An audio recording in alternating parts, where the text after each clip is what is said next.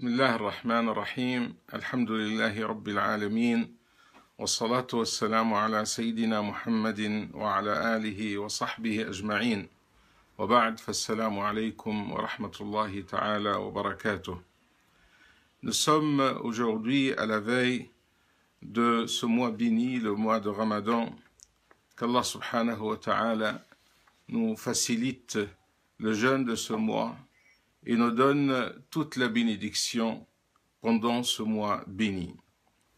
Bien sûr, le mois de Ramadan, c'est l'un des 5 piliers de l'islam et Allah subhanahu wa ta'ala, il a prescrit l'obligation du jeûne lorsqu'il s'est adressé aux croyants en leur disant « Ya ayyuhalladhina amanu, kutiba alaykumus siyamu, kama kutiba ala alladhina min qablikum, la'allakum tattaqoun » Ô les croyants, Dieu vous a prescrit le jeûne comme il a prescrit pour ceux qui vous ont précédés, afin que vous trouviez, grâce à ce jeûne, la piété.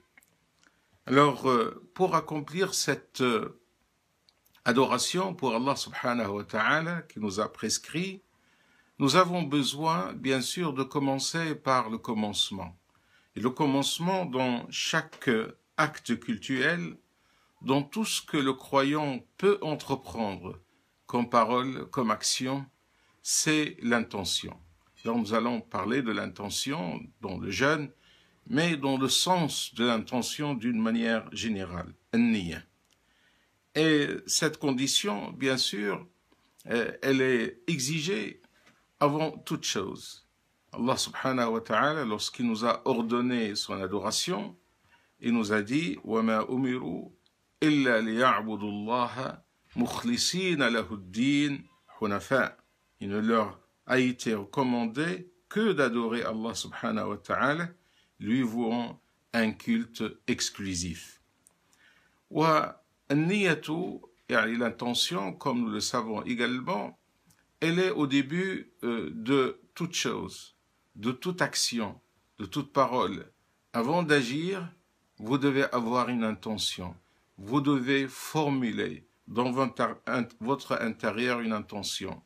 Et le hadith sahih, que nous retrouvons dans la majorité des livres du hadith, où le prophète sallallahu alayhi wa sallam il dit « Innama al-a'malu bin-niyat wa innama li kulli imri'in ma nawa » Les actes ne valent que grâce à l'intention.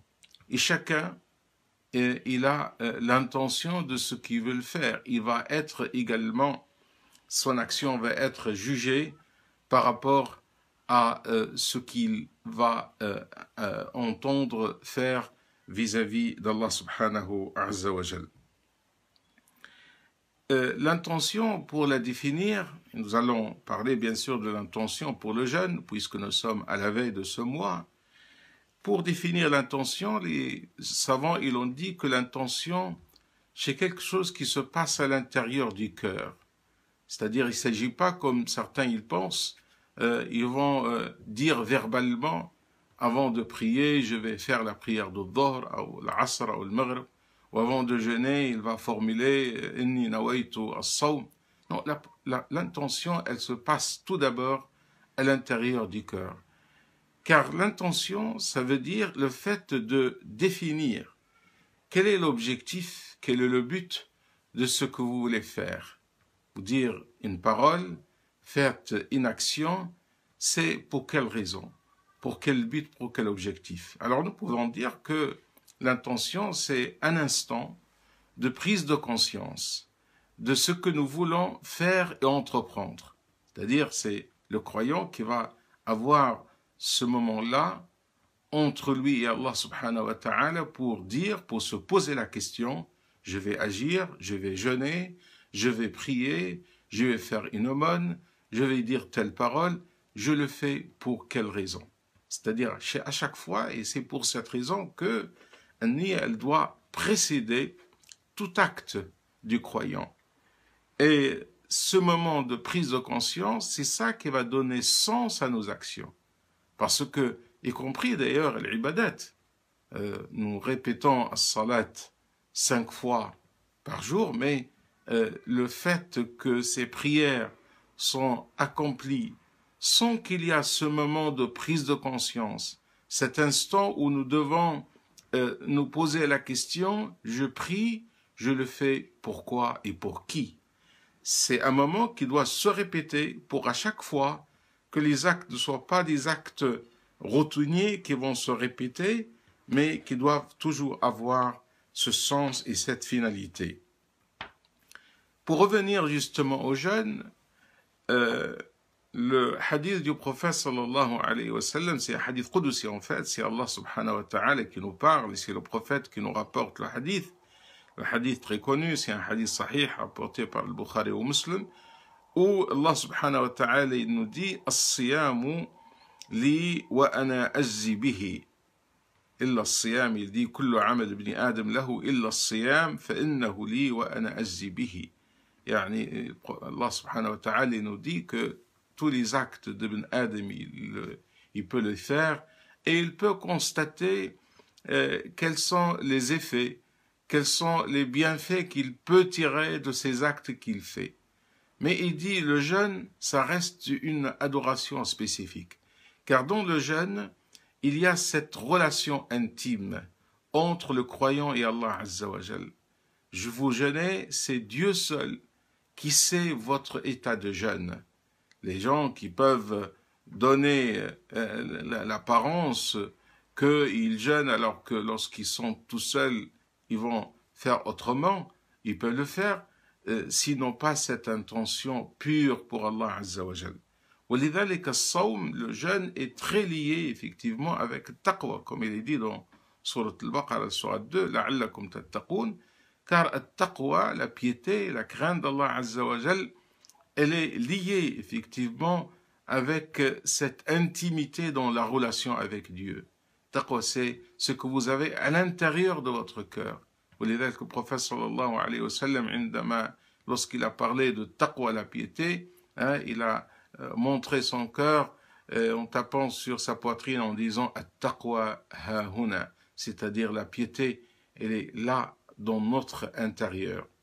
Idhan as-sawm, le jeûne, c'est tout d'abord cette adoration intime entre le croyant et Allah subhanahu wa ta'ala.